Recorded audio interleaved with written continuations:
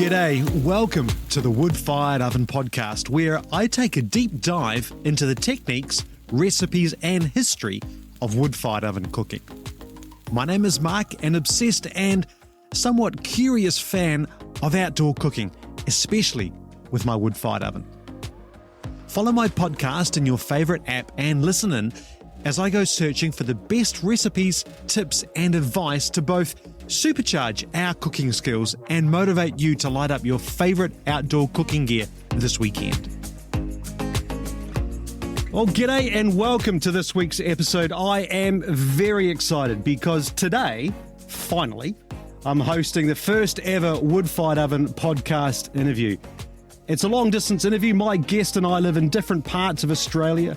This episode has been in the planning for a while, and I'm very grateful and very pleased to welcome to the show Adrian, an amazing wood-fired oven home cook. Actually, to be fair, he's a pizza-making guru, which is super exciting for me because I'm certainly not. Welcome to the show, Adrian. Thank you very much. Thanks for having me, and congratulations on the podcast. Oh, thanks, mate. It's it's a lot of fun, mate. It's absolutely fabulous to have you on the show, chatting with me about wood-fired oven cooking and your obvious passion for food and cooking with fire. And I've been looking forward to this chat all week. Before we begin, I just want to encourage anybody listening to the podcast to follow Adrian on Instagram at Ages Fire Kitchen. That's AGES Fire Kitchen, Ages Fire Kitchen. Also, you can check him out on Facebook as well. I'll leave links in the show notes as well. And you will immediately see why I've invited Adrian to the show. Adrian, your pizzas are without doubt some of the nicest, most perfect looking pizzas I've seen in my life. And that is no exaggeration. Your passion for food is evident. Yeah, thank you. No, you're welcome. I'm really looking forward to learning about your process and your recipe for making your gorgeous pizzas. I know the listeners on the podcast here are about to listen to a masterclass, really, for home pizza making cooks.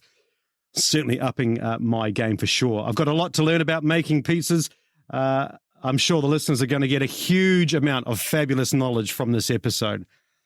Before we get into a deep dive on pizza, though, tell me a little bit about what got you into wood-fired oven cooking in the first place. Yeah, thanks. Well, it was fire. I've always been drawn to it. Even like growing up when I was a kid, whenever there's a barbecue or, Dad lit the fireplace, 9 times out of 10, I'm throwing things into the fire and somehow burning myself. So I would always find myself going back for more. Every time I would, end up burning myself. So it was just some type of fascination I had with it. Yeah. Why do you think, why fire? You obviously do a lot of cooking in your oven. Why fire? Why not just do it inside on an electric stove? Well, I find that fire brings people together. You light a fire in summer, like at a barbecue, you're going to stand around it with a beer. You light a fire in winter, you're going to huddle around it to keep warm. But I find that there's something primitive to the nature of fire. Like you said, cooking with conventional ovens, whether it be stoves, barbecues, whatever, it's very convenient. So if you cook with fire, or in this case a wood oven, it's an occasion and it's an event. So I think people are drawn to it because it's something that they can look forward to. Yeah, I find it very connecting too. It's historically, I guess, we've been cooking with fire since year one. And like you say, I think we are drawn to fire, and it's like a magnet for me. I really love it. With regard to your oven, I see that you use a Zesti.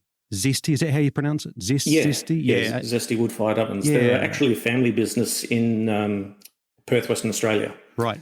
So they've been in business for around 20 years, and they make both residential and commercial wood-fired ovens. And they do sell locally as well as ship internationally. Have I seen them on MasterChef? Were they on MasterChef at one point? I think they were in the earlier years. Yeah, right. Okay.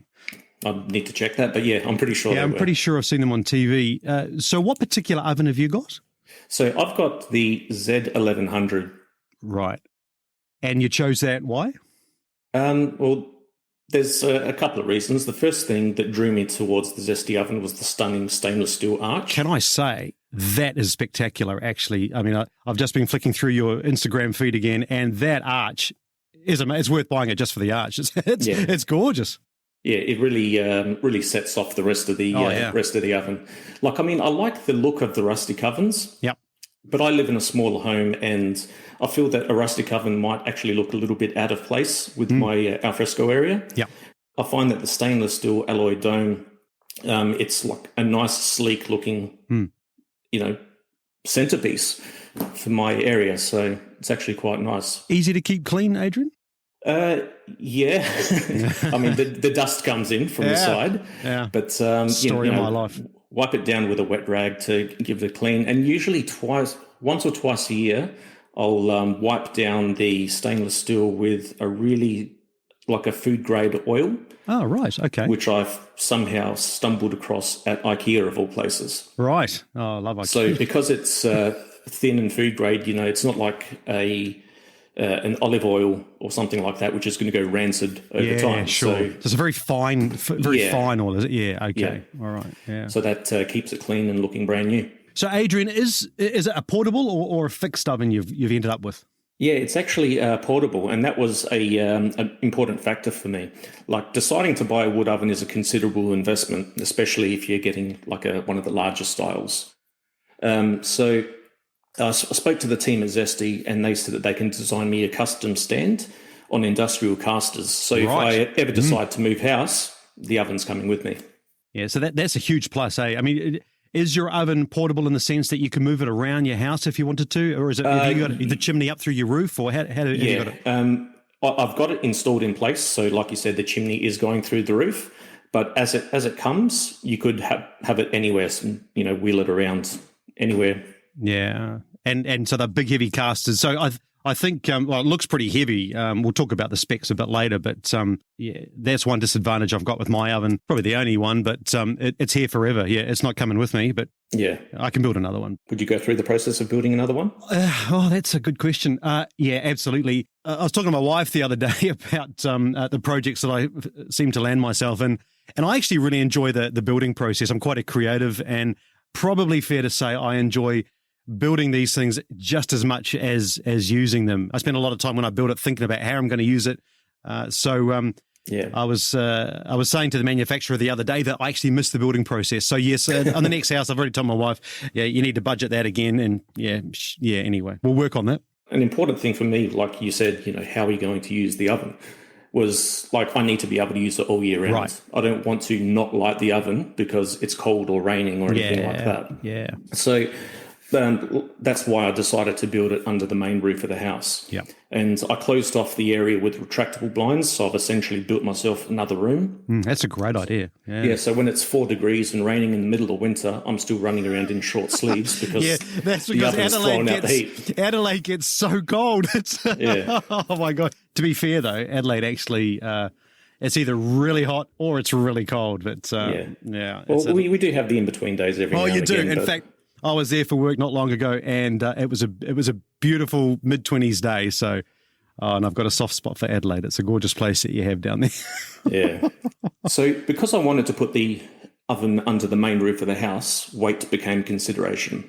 And I was really nervous about putting a 4 or 5 ton oven. By the time you put the stand and then the oven on top, I was just worried about putting that on the side or on the edge of my alfresco area.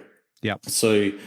Even with some of the lighter ovens, something around the 1 ton, they didn't really cater for all of the other things which I was looking for. And, I probably could have got an engineer to come out, survey the area and say yes or no. Yeah. But in the end, the Zesti Z1100, which weighs in at about 240 kilos. Oh, that's great. Yeah, that's brilliant, yeah. And with the stand, you're probably looking at about 350. Oh, that's brilliant, yeah, right. So weight was no longer an issue. So was that a custom stand, or do they do that as stock? What's their process? Well, they do both. Right. So they've actually got a couple of different models, and I think in the past year or two, they've released a more condensed stand, so you can put it on a standard bench space. Right. Okay. Yep. So you can build your own kitchen bench and... Okay, yeah, gotcha. Right. Yeah, but I basically just whipped up something together in AutoCAD. Told them the height, the width, and everything that needed to be. Wow. Okay. And it wasn't a problem for them. So was that stainless stand? Is that what they've made it from? Yeah, or the frame of the stand is all stainless steel, the same as the top part. Yep. But the all the doors and the sides are powder coated the same color as the dome. All right, so the frame itself is stainless. Yep, got that. What about the doors at the front of the base? What have you done with that? Yeah, so both the doors at the base and the two side panels are actually the same powder coated color as the dome itself.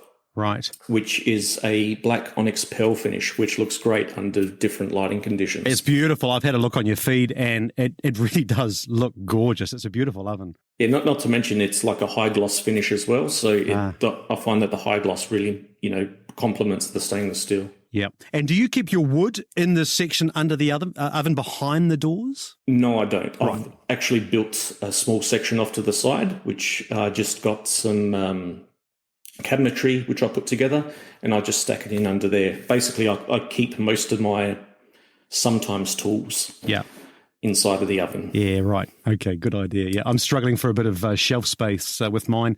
All of my under oven area is taken up with my iron bark. So, and you don't find it difficult with rain getting to it? No, so I've built wooden doors over the front. The design of the base, it has about it's probably about 15 centimetres rise from the patio. So there's a bit of a lip into it. So, no, my patio could flood and no water would get under the base. In terms of rainwater, no, I've never had an issue with rain getting in behind the doors into the wood. It's nice and cozy under there for it, so it gets nice and warm. Yeah, nice. So tell me a little bit about your warm up and your cool down times. Yeah, so obviously, you look at all the aesthetics and all that type of gear, and then you get down to, the functional aspect of the wood oven. So the warm-up times are pretty quick for the Zesti oven. It usually takes about 60 to 90 minutes to get up to pizza temperature. What? So what, you're talking 400 odd degrees or something plus? Yeah, that where you cook it? Yeah. That's quick. That's really quick. And that was also important because if you want to do something spare of the moment, you do have that option. It's going to take an hour to get up to throwing a roast in or something like that. So I didn't want to spend 2.5 hours just to turn the oven on. Yeah. To then let something cook for another 2 hours. So yeah, sure. What about your cool down? How long will your retained heat last? Retained heat's not too bad. It usually cools down by about 20 hours from my experience. So, but that all depends on how hot you have the oven and, what time do you shut down the oven the night before. Yeah, 20 hours, that's really respectable though, and that gives you a lot of latitude the second day to do all sorts of cooking in your oven. Yeah, absolutely. Yeah.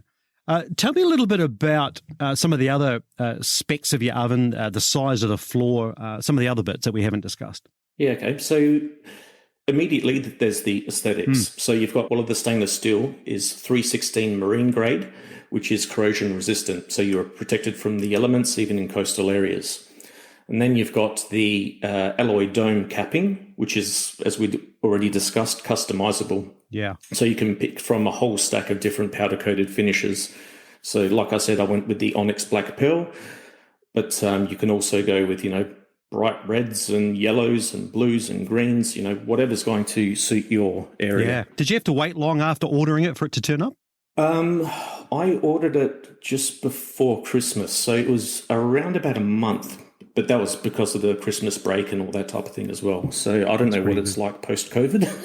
Yeah, but, yeah, that's right. Oh, gosh. Yeah, okay. It wasn't too bad.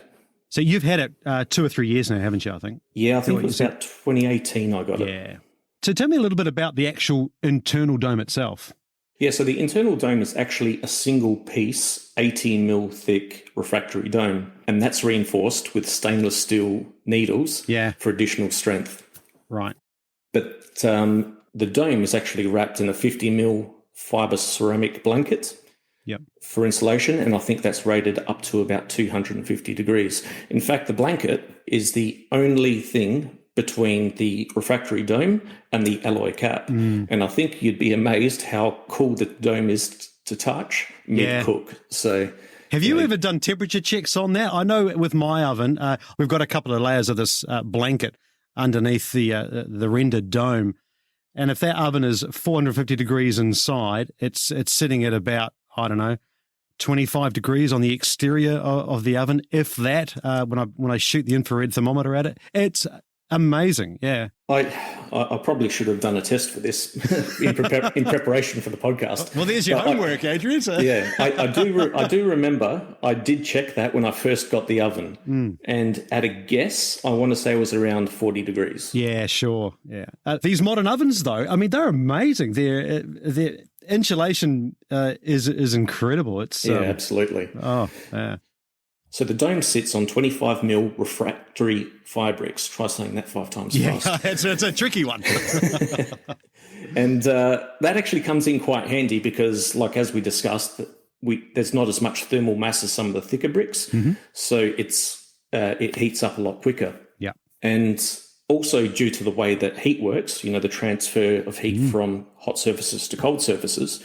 The 25 mil bricks also allow the oven to quickly recover from cold spots caused by placing a cast iron pot or baking trays and all that type of thing. Even pizzas draw heat from the bricks. Yeah. So I do find that the thinner bricks do help in the heat recovery. Yeah, that's interesting. Yeah, right. And what do they rest on, the bricks? Or is it straight onto the bench, or what do they do there at the manufacturer? No, so they've got a 60 mil ISO board, which is essentially a compressed ceramic installation material. And that insulates whatever is underneath up to about 1,260 degrees, I think it is. It's incredible, isn't it? What about the size of the actual working surface inside the oven? Yeah, so the oven floor is about 800 mil wide by 1,000 mil deep. That's interesting, actually, because that's very similar to mine, which is about 105 centimetres in diameter. Yeah. Okay, so is that in internal width as well? That's the internal, yeah. Well, as far as I'm aware, that's I think it is I'm fairly certain that's don't quote me, it's the working surface, I think. But, I like the width, like yourself, I like to put lots of stuff in there, have plenty of room to move around as well. I find the more room you've got, the more hot and cold zones you've got to play with in the oven. That versatility is really great. So, Yeah, I mean, having the footprint of the actual oven itself or the custom stand that Zesti built for me was 1,200 by 1,200 mil. Right. And because I've got it under the alfresco area, I didn't want it to take up too much real estate. So, when I was looking at the different ovens I could purchase, I didn't want to get something which is too big. But so it was sort of a happy medium between the larger and smaller ones. But looking at your pictures and looking at some of the ridiculously lovely pizzas that you've got inside them, it does appear that you've got a fair amount of working surface inside that oven, though. Yeah, you do. Yeah. So, I mean, when I'm cooking pizzas, the fire's always off to the side. But whenever I'm cooking your roasts and stuff, the fire's at the back, so I can slide trays in and out. In fact, that was one of the nice things about the oven as well. The mouth of the oven is actually 575 mil wide. So if you've got 2 pans, which are 25 centimeters each, it's quite easy to slide them in and out and manage your temperatures. Yeah, that's interesting. I'd be interested on your view on this. I had a podcast listener email me a couple of weeks back, and he was asking about the pros and cons of having the fire located at different positions in the oven. And I gave him a response really with regard to the experience I've got with my round oven. But I'd be interested in your thoughts on the fire placement in your oven, where you tend to do it. You've mentioned you have it on the side. What about when you're cooking other things? Do you find that you always have the fire in the same position, or do you mix that around? The only 2 positions I use is the side for pizza, and that's because every pizzaiolo that I follow has it on the side. Yeah, I know. So Wobertide asked to do something different. Yeah, I know. Yeah, exactly. But whenever I cook roasts and all that type of thing, the fire is always at the back, because having the fire so close to the mouth of the oven, it means that you're not going to get that variable temperature range by moving trays in and out. So I would always have the fire at the back when cooking anything but pizza. Yeah, and that is generally what I do as well. I think from a purely romantic perspective, where I've got my oven positioned, if I have the fire at the back of the oven, I can go back onto the deck, sit in my chair, drink a glass of red wine and see the fire. But if it's not, if it's off to the side, I can't see it. So for me, I love looking at the thing as well. Yeah. I know where you're coming from with that. Yeah, fairly addicted to fire. Now, let's talk about pros and cons of your oven. Mm-hmm. Yeah, well, look, I don't like to do pros and cons because what's important to me isn't important to everyone else. Sure. And vice versa. Like, would I recommend Zesti wood-fired ovens to other people? 100%, with one small caveat. Okay. Don't expect the Zesti domestic ovens to have the same heat retention as a full brick oven. And we briefly mentioned this earlier. Yeah. The thermal mass between the two are not the same, so you can't expect the same performance. It's not a fair shootout. It's not a fair comparison. Not, is it? No, agreed. Yep. But does the oven have good heat retention? Absolutely. Like, if I shut the oven down after a night of cooking pizza, when I wake up in the morning, the oven will still be about 220-ish. Yeah, that's brilliant. So you can throw a roast in, and then by the evening, the oven's probably going to be at about 70 degrees. In fact, the couple of times where I've cooked like a lamb shoulder in a low and slow style, I've put the lamb shoulder into the oven first thing in the morning and didn't even look at it until about 6:30. And the bone came out clean, so success. I think that's genius. I think for folks who might be listening to the show, haven't got a wood-fired oven, I would imagine that they're thinking of getting a wood-fired oven, probably primarily for pizza, but there is so much that you can do with these ovens, and day 2 cooking, day 3 cooking even, is some really exciting times to use this retained heat. I know where you're coming from, but I live on my own, and whenever I have a pizza night, the entire Saturday is just a mess. I'm doing the shopping, I'm chopping the wood, busy, I'm making the dough, I'm preparing the ingredients and all that type of thing. And then, as the pizza night goes on, you're having a few wines. Yep. You wake up Sunday morning hungover. Yeah, I don't even want to think about cooking in there anymore. Oh, there you go. Okay, fair enough too. So that's another thing. Like, for me, cooking on the second and third day wasn't really an issue. Right. So that wasn't a priority for you. But no, cool. Not at all. Yeah, gotcha. But it's a nice to have option to cook for the next day. Yeah, sure. But not essential. Okay, good. Let's talk about wood. Do you have a preferred wood that you like to use? Do you mix it up depending on what you're doing in the oven? What do you do? Yeah, absolutely. I actually use 2 types of wood. So red gum is quite easy to find in South Australia. Okay. So that's my staple. I use I use it for absolutely everything. And the other one I use is olive wood. I'm quite fortunate that a friend of mine has a family farm. So every now and again when they prune the olive trees, he'll bring me a couple of boxes of olive wood. Okay, I'm a bit jealous now. That's so I only use the olive wood when I cook pizzas, because I find that the olive wood seems to have a higher intensity flame, which is ideal for a good crust and char on the pizzas. Yeah, that is interesting. But as soon as the pizzas are done, I switch back to the red gum. So I use ironbark. Now, I have actually tried red gum. It's pretty hard to get red gum up here in Queensland. And for those who don't know Australia too well, South Australia, Adelaide, Queensland, they're certainly not the same place with regard to climate. And ironbark is certainly easier for me to get. I've got used to ironbark. I've been using it now for a couple of years. It's super hot. It produces such little ash at the end of the night. I really love it. But the one downside of ironbark is I get splinters, and I used to get really bad splinters. And it doesn't matter if I'm chopping my wood, which I hate chopping wood, but if I'm reaching under the oven when it's dark to get a new piece of wood to put on the fire, if I'm not wearing my gloves, as I'm sliding my hand in to grab the piece of wood, I'm going to get these damn things in my fingers. And 2 weeks ago, I got such a deep splinter. I ended up at the doctor to try and get it out. He couldn't get it out. He just said, "Look, I can give you an injection." I said, "No, you're not." So he said, "Well, you're just going to have to wait for it to work its way out." It took 2 weeks to work its way out, and it would have been in total length about 8 mil. It was terrible. Anyway. Wow. Enough of my story. Splinters they're an occupational hazard. Yeah. Do you get it with red gum? Do you find that it's a splintery wood? I find I get more. I'm pretty lazy, so I don't wear gloves at all for anything. So I find You're a that brave when man, Adrian. You're a brave man. I don't know how you do that. Seriously, I'm wearing welder's gloves. Welder's gloves. I got. It's a rite of passage. I feel like if you don't get splinters, you haven't earned it. Earned your stripes. But I find that I'll get more splinters when I'm actually chopping the wood as opposed to using it. So whenever I get like a dozen splinters in my hand, at least it's all in one day, and then I'll spend the next few hours picking them all out. Yeah. Your lazy Sunday after your pizza. Pretty much. In fact, I'm actually going to get some tomorrow as well. So, Okay. So I'll let you know how that goes. Yeah, do let us know. Great. So talking about cutting wood, it's not my favourite pastime. How do you go about doing it? Well, we don't all have triple cut logs like you guys in Queensland, so... Oh, that's gold, mate. Yeah, okay. I am a bit lucky there. Yeah, so I usually go down to the local depot and hand pick them. Right. Okay. So I specifically look for logs that don't need a lot of splitting. Yep. If I do need to split them, it's only going to be a one-off. So I hand picking them is highly recommended if you've got the option to. Yeah. So what sort of quantities are you purchasing at a time?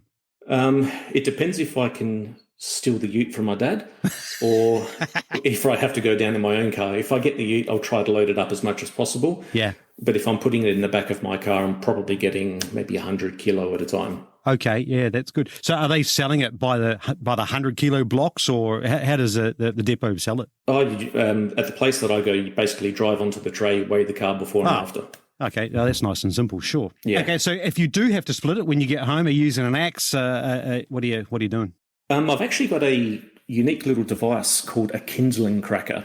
It's actually a cast iron unit which has a splitting wedge that points up, and that's set inside of a safety ring.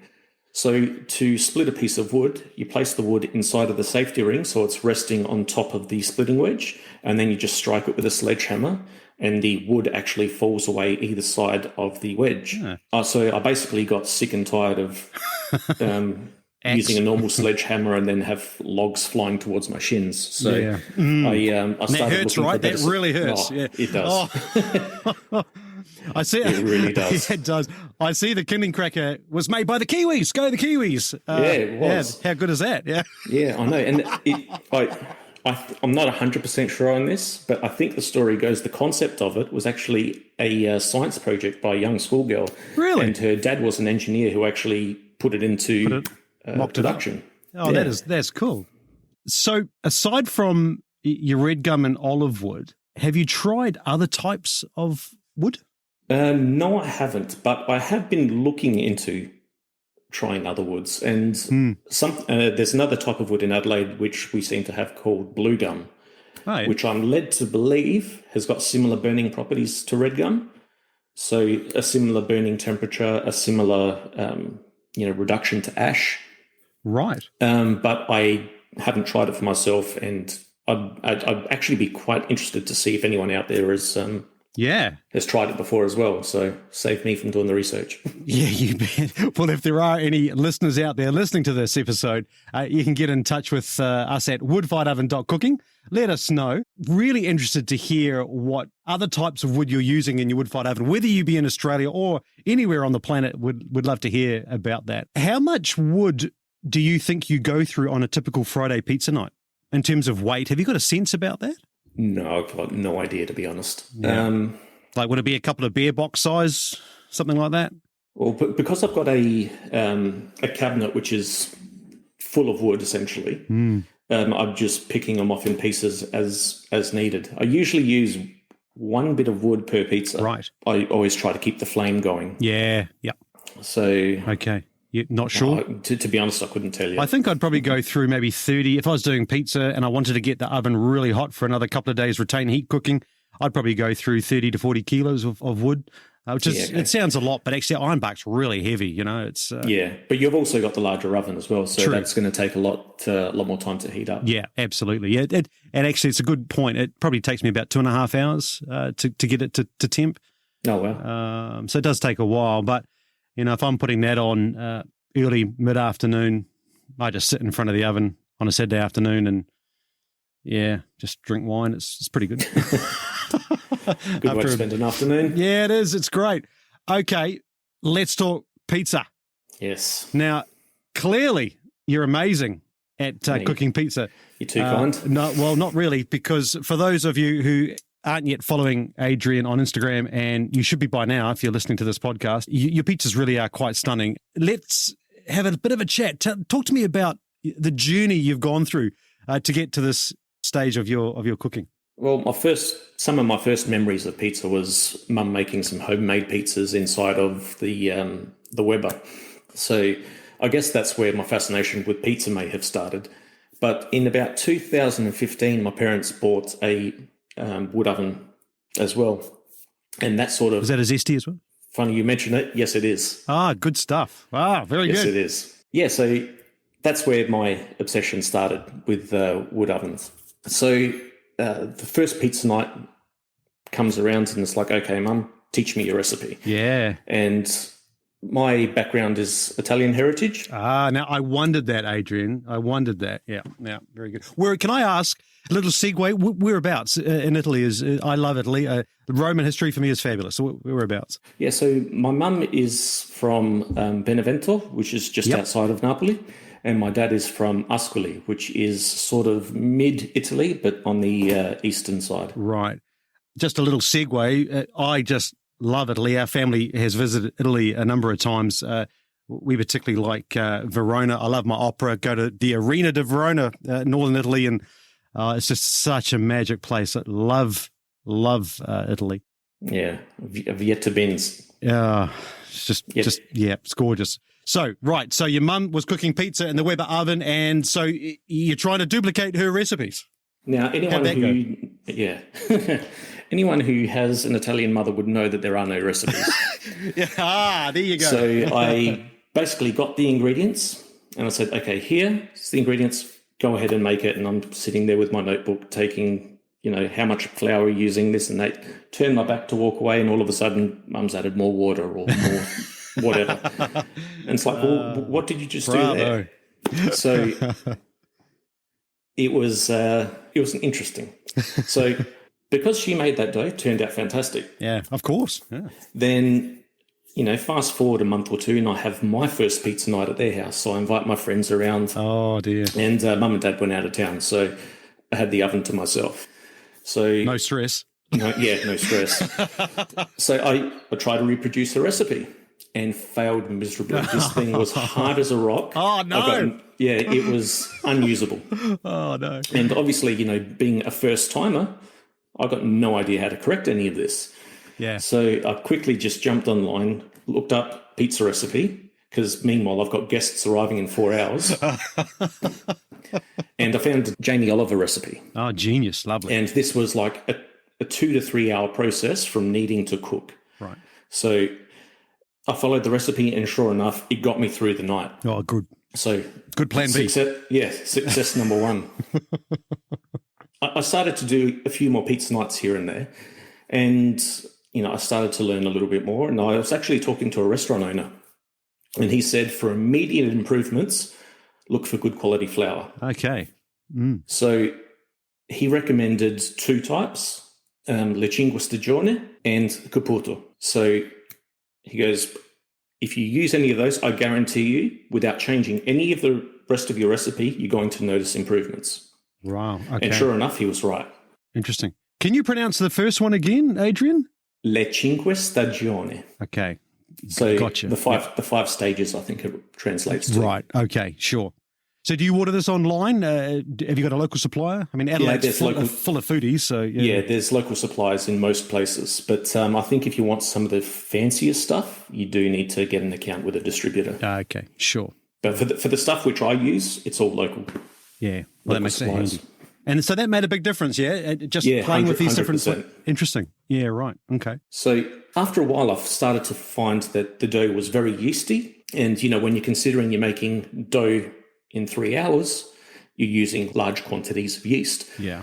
So I began to do some research. And the more I researched, there's just like hundreds of different recipes, and they all claim to do things, the world's best recipe. Yeah. But why are they all different? And that's one thing that sort of stuck with me. And I really wanted to nail down why these were all different. So a couple of things I picked up on was how to scale recipes by using baker's percentages. Okay. So what are baker's percentages? What does that mean? So essentially, it's a method used to maintain consistency for a recipe at any scale. So it doesn't matter if you're making 1 kilo of dough or 20 kilos. But the first and most crucial thing about baker's percentages that you need to be aware of is everything is measured by weight. Ah, right. You know, cups, teaspoons, and tablespoons are not accurate measurements. Right. So, like even with liquids, we weigh the liquids as well. Really? Okay. So even for, like, for instance, you got water and oil. You know, a cup of water and a cup of oil is going to be the same amount. Yeah. But they both have different weights because they've got different densities. Densities, absolutely. So gotcha. Everything we do is weighed. Okay. And you think that really does improve your consistency with your results? Yeah, 100%. Okay. Because, you know, the weight of something is never going to change. Yeah. So, you know, if I weigh something at my house or at your house, it's always going to weigh the same. Yeah, but right. if I get a cup of flour at your house and a cup of flour at my house, the cup we use will Volume's probably be different. Yeah, sure. Okay. So you need a pretty good scale then. Yeah, absolutely. Yeah. So since we're all home cooks, we're going to be dealing with small quantities of things. So you may also need to invest in a jeweler's scale. Okay. What's a jeweler's scale? So it's basically a scale that's capable of measuring small quantities, approximately like 0.1 of a gram. What? That's tiny. Well, when you consider how much yeast we're using in some of these recipes, especially for really small quantities, you need that type of accuracy. So you're talking minuscule weights of yeast, are you? Yeah, absolutely. Right, because it's going to multiply. It's a bacteria. It's living. Yeah, right. Gotcha. And I mean, you can find these things on eBay for about $15, $20. Can you? Okay. Do you want to walk us through an example of using these baker's percentages that might help to unpack and make it a little easier to understand? Yeah, sure. So baker's percentages are percentages given to every ingredient in the recipe with respect to the total weight of flour that we use. Okay. So, for example, let's use 1,000 grams of flour. Yep. So flour is always the key ingredient. Everything else is going to reference the flour. The flour. So gotcha. Flour is always 100%. So 100% of 1,000 grams of flour is 1,000 grams. Gotcha. Let's say we want a hydration or water content of 65%. Yep. 65% of 1,000 grams of flour is 650 grams of water. I see what you're doing. Yep. So if we go on to salt, we want a salt content of 2.5%. 2.5% of 1,000 grams of flour is 25 grams of salt. Gotcha. And with yeast, and this is why we need the jeweler scale, right? Let's say we want 0.1% yeast. 0.1% of 1,000 grams of flour is 1 gram of yeast. Yeah, that's nothing. You could never do that with a teaspoon. Absolutely. No, you can't. No, there's just no way. Yeah. I see what you're saying. So by working with percentages, you can scale that up to different weights of flour. So, yeah, gotcha. I see what you're saying. So now if you're doing 20 kilos of flour or you scale it down to 500 grams of flour, those percentages are always the same. You just multiply it to whatever the weight of the flour is. So that way you can get your consistency. Right. Okay. So another one of the key things that I learned when I started going down these rabbit holes was the relationship between yeast, time, and temperature. Yep. And there was actually a forum post that I found where one of the moderators did some amazing work in calculating the theoretical fermentation times for different temperatures and yeast quantities. Yeah. Right. And that's basically where my spreadsheet was born. Okay. Hang on. So you've drafted up a spreadsheet to do all the hard work for you. That's pretty hardcore, Adrian. Yeah, well, you know, like I said before, I don't do things by halves. No, it doesn't sound like it. Okay, so your computer is controlling your pizza, yeah? Yeah, pretty much. I love it. Yeah. Welcome to the Matrix. Yeah. So. Yes. And there's another one coming out, I hear. That's great news. I heard that. Yeah. Yeah. Well, I copied all of this data into the spreadsheet, and then I was just by using some basic maths and some complex formulas, I can essentially punch in the number of dough balls I want to make, the weight of each ball, the baker's percentages that I want to use for my recipe, what type of yeast I'm going to be using for my recipe, the temperature that the dough will be fermenting at, as well as the time I need to make the dough. Wow, that's great. Mm. As I'm entering all of these parameters, it just spits out exactly what I need to do. That's genius. That must save a lot of time, though. And I guess for consistency, like you say, you are going to get consistent results because you're doing the same things the same way every single time. Yeah, absolutely. Yeah. And like, I find that I'm quite open about giving out the recipes, like, and the things that I've learned for that matter. Like, if you ask me, as you know, we're having this conversation, you know, I'm giving you pretty much details that the spreadsheet would pump out for me. Yeah. But nobody gets access to the spreadsheet. Ooh, it's secret. It's under lock and key. It's Adrian's secret sauce, and that is fair enough. I'm a little bit like that with my cheese making. I've got these run sheets, and you know that is kind of Mark's secret little formula to how I make my Stilton. Have you tried mozzarella? Yes, I have, and I think that needs to be an episode. Yeah. Well, funny you mention that. Episode 15. No, it is planned for a future one. I've done it mozzarella 2 ways. Obviously, cow's milk mozzarella. But I've done a 30-minute mozzarella, which is dead easy to make. It's all online. But if you want to take it a little more seriously, it's an all-day event. It usually takes me about 7 or 8 hours for the whole process of the mozzarella. Oh, wow. But, man, and the reason that you do the long version as opposed to the short version is the acid development. It's slightly more acidic the longer the process, and it's amazing. Like, I kid you not. Actually, any home cheese that you make, if you know what you're doing, you follow a nice run sheet with a spreadsheet and you spit the same thing out every time, you do get consistent results. The great thing about mozzarella is you can freeze it. So when I make it, I've got a big 24-litre vat that I make it in, and it makes a lot of mozzarella. And then we bag it up and we freeze it, and it will thaw out beautifully, and then it goes on top of the pizza. In fact, I've still got some in the freezer, I think, from about 7 months ago. And if we brought that out, it would still be stunning. Yeah, it's great stuff. So you should try making some mozzarella, Adrian. It is on the list of things to try. Well done. Look, you know, with all these things, you know, the way I look at it is the information is all out there. Yeah. You just need to go searching for it. Yeah. You know, there's lots of, like, even these days, there's lots of apps that you can use to calculate pizza recipes, or you can go into online calculators. But I found that by doing the research and the maths and, you know, all the spreadsheet, apart from the work that the guy and the moderator on that forum did, it really did help me to learn a lot more about what I'm doing and the process involved. Gotcha. Right. Okay. So your pizza journey. Yeah. So in about 2018, that's when I bought the Zesti wood-fired oven. Yep. And that's when the pizzas started to become more frequent.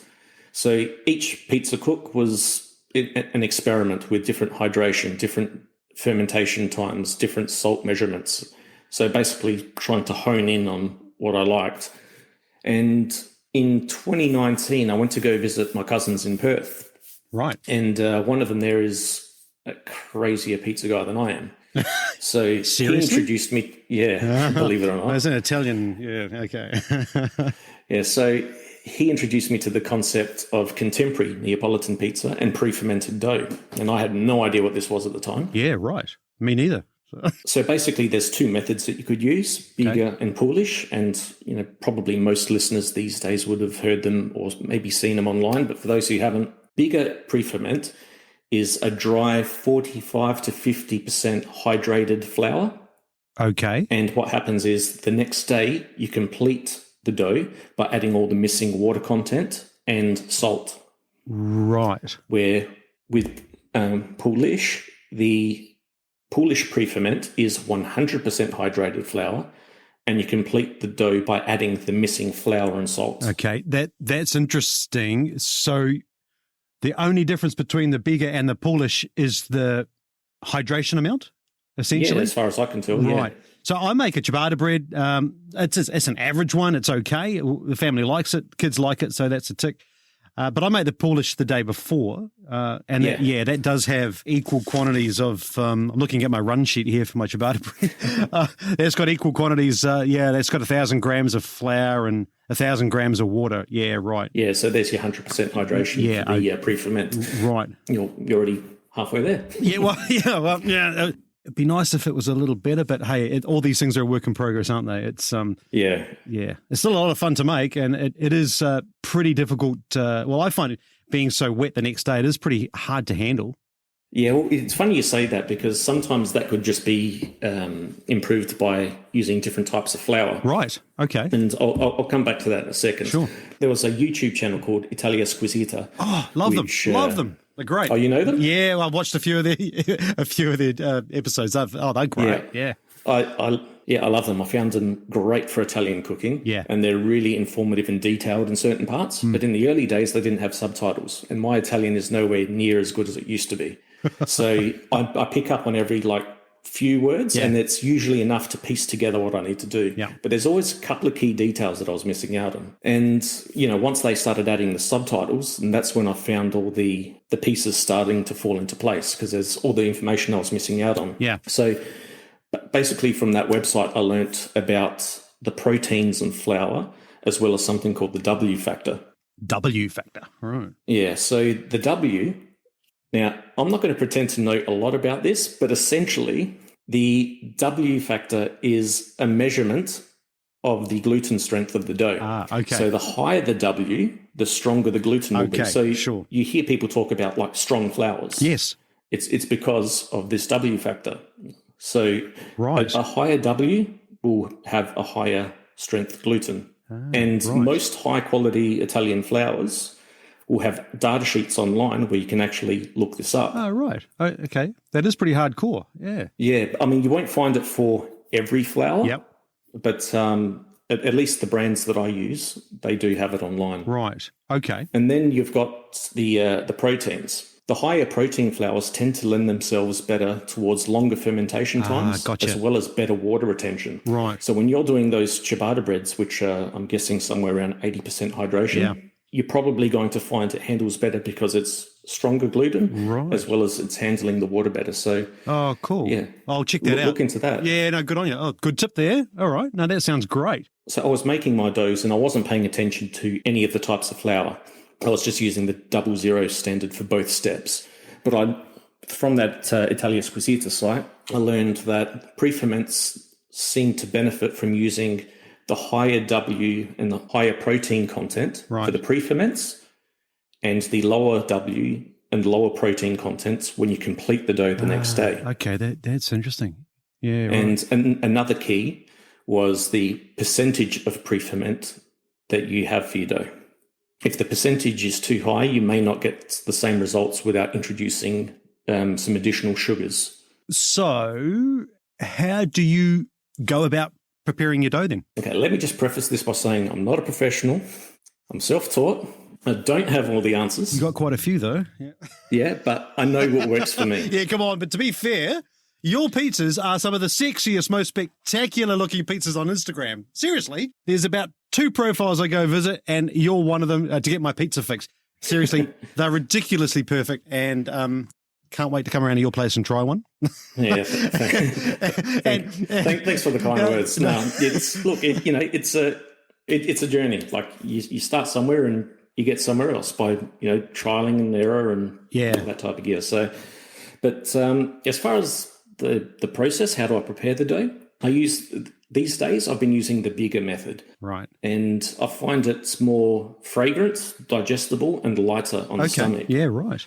And I also find that the biga helps to improve the gluten strength. Right. When you're cooking the pizza dough, the stronger gluten will try to vaporize, but that steam basically puffs up the crust so you get some beautiful airy crusts on the sides. And I'm talking like maybe an inch thick as opposed to a centimetre or so. Okay, so if the gluten was weak, it's just not going to create that lovely bubble. Is that what you're saying? Yeah. So the stronger the gluten, the more elastic that crust bubble is. Is that how it works? Yeah, absolutely. So I'm basically trying to trap air in the crusts and not dough. Right. Okay. Gotcha. So I put a lot of effort into trying to get that. And is that bigger? Is that tricky to hydrate? Yeah, it is. So unless you've got a good mixer or I think they prefer to use a spiral mixer for it, you may actually find that the pull-ish method is easier. Okay. If you've just got a smaller KitchenAid or something along those lines. Okay.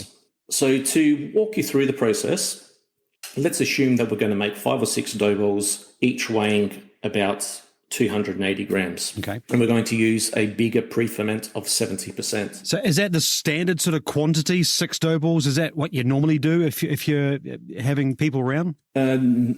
No, I just use that example because that will require about 1,000 grams of flour. Yeah, right. Okay. So it's just an easier number to explain the process. On average, I'll probably do 8 to 12 dough balls whenever I do a pizza night. Do you freeze your pizzas, your leftovers? No. Do you tend to do that for your Sunday recovery?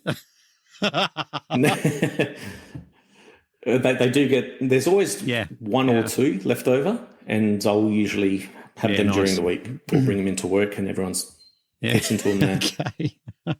So you've talked about this 70% bigger preferment. Why 70%? Because it will leave you with 30% flour with unfermented natural sugars. Okay. So really it can be anything. Like, I'm still experimenting myself, but I find 70% really works well for me. Like, it's quite common you see people say 100% biga. Yeah, right. But one of the issues I seem to have had with that is, depending on how long you've fermented the biga for, there may be no natural sugars left in the flour for the yeast to eat. So by the time you go to make the rest of the dough balls, you're not going to get a good rise. Right. But there are some ways around this as well. Like I mentioned a bit earlier, like you can add a little bit of sugar or some honey or diastatic malt to give the yeast a bit more sugars to feast on. So what's that's a new one for me, diastatic malt. What's that? So it's essentially like a neutral additive that can introduce sugars without affecting the taste of the dough. Yeah. Most likely you probably use it when you make breads or sourdoughs and all that type of thing. Okay, right. But I have seen people use it in pizza as well. Right, interesting. But I'm a bit of a purist, so unless it's one of the 4 key ingredients, it doesn't go in the dough. Okay. So for the full recipe, we go back to our baker's percentages. Flour, 100%. So 100% of 1,000 grams is our 1,000 grams of flour. But we're going to split that with our bigger percentages. So because we're doing a bigger pre-ferment of 70%, that's going to be 700 grams of flour used for the biga. And then we're going to complete the dough the next day using our remaining 300 grams. Gotcha. So what type, you've tried a few things, I think, but what type of flour do you use? Right. So as I mentioned earlier, the pre-ferments tend to perform better when you use a higher protein and higher W, where when you complete the dough, we use lower protein and lower Ws. Right. So I use 2 types of flour when I make my doughs. I use Caputo Manitoba, which I use for the biga, and that's tipo 0, not 00. Not 00. Interesting. Okay. Yeah. And that's got a protein of 14.5%. That's high. Yeah. And a W factor of 370 to 390. So the higher the W factor, just to confirm, that's the pre-ferment. Yeah, so that's the strength of the gluten. So that's the strength of the gluten. That's quite high. Gotcha. Okay. Yeah, and then to complete the dough the next day, I'll just use Caputo Classica, which is your typical 00 flour. It's got a protein of 11.5. Okay. And a W somewhere around 220 to 240. So the specs on those, they're a little bit different, aren't they? Okay. Yeah, a lot lower. Okay, interesting. So when we complete the dough, the flour must always be weaker than the flour that we used in the biga. So that was one of the keys that I picked up from the Italia Squisita YouTube page. Right. Okay. That is interesting. So for the hydration of the dough, I've been using 70% hydration. So 70% of 1,000 grams of flour, 700 grams of water. Are you using tap water or are you using bottled? Yeah, filtered tap. Filtered tap water. Gotcha. Yep. Okay. All right. So that water is actually split to 50% hydrate the biga. So this is where the maths sort of starts to get a bit out of control. Yeah. So 350 grams of water will be for our biga, and the other 350 grams of the 700 total will go towards completing our dough. Right. Okay. So just a side note though, if you're starting out, high hydration doughs are difficult to handle. So, I recommend working your way up to it. Start out with 60 to 65% until you're more comfortable. That's a good tip. Sure. Yeah. So then we get on to the salt content, and you won't need this until the second stage when we complete the dough. But I use about 2.3% salt. What type of salt, Adrian, do you use? Are you using flaky salt, dissolves easier? What do you just sea salt. Just standard crystallized sea salt? Yeah. Nothing special? Nothing special, just run of the mill. Okay. Are you sure your spreadsheet spits that out for you? It's just standard run of the mill, just standard run of the mill salt. Okay. It just says salt. Does it not pink Himalayan? Nothing. Okay, nothing special. No. Okay. Actually, there are a couple of people I've seen use it. I haven't tried it for myself, but is that right? Oh, there you go. Yeah, probably worth a go. Okay. All right. I like to have the salt a little bit lower than the standard 2.5%, but that's purely by personal taste. Okay. And I find that if you do have pizzas like the next day, sometimes 2.5 to 3% salt is a bit too salty. You don't taste it at the time you pull it out of the oven, but you taste it after. Is that right? Okay. Yeah, so yeah, right. I like to keep it at about 2.3. Okay. So 2.3% of 1,000 grams of flour, 23 grams of salt. Sure.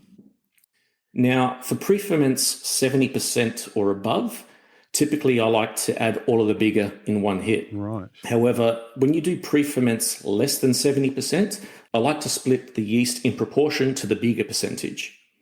Okay, so why would you split the yeast into both stages of making the dough like that? Because this way we can avoid the full amount of yeast over fermenting smaller quantities of flour, and that it can become quite acidic. Right. Okay. And, this isn't anything that I've read anywhere. It's just something I've learned from personal experience. But when you think about it, it sort of makes logical sense. Yeah, that's clever. It does. Yep, gotcha. And the other thing is, you also need to be aware of what type of yeast that you're using.